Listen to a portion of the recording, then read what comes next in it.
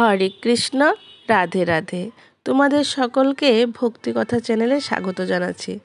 যদি আমার এই চ্যানেলটা ভালো লাগে তাহলে অবশ্যই সাবস্ক্রাইব করে দেবে, ফেসবুক থেকে দেখলে ফলো করে দেবে এবং লাইক কমেন্ট শেয়ার করে আমার পাশে থাকবে। আজকে ঠাকুরের কথা শেয়ার করছি। আমরা এই দেহ নিয়ে কত গর্ব করি, কত অহংকার করি, কিন্তু আমরা কেউই ভাবি না আমি আসলে কে, আমি কি এই দেহ নাকি? আমি বলতে অন্য কেউ আছে?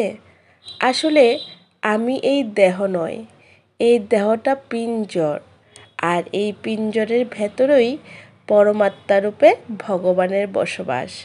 যেদিন এই দেহ থেকে আমি আত্মা চলে যাবে, সেদিন এই দেহের কোনো দাম থাকবে না। আত্মীয় স্বজন সবাই মিলে মাটির এই দেহটাকে চিতায় তুলে ছাই করে দেবেন।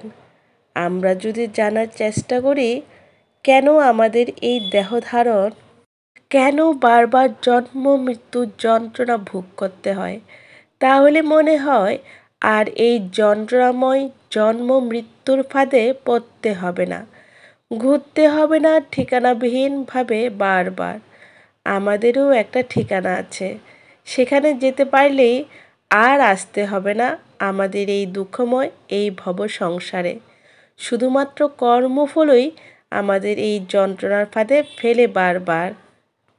গীতায় ভগবান শ্রীকৃষ্ণ বলেছেন, মৃত্যুকালে যেভাবে স্মরণ করে মৃত্যুবরণ করে, পরবর্তীতে সে সেভাবে দেহপ্রাপ্ত হয়।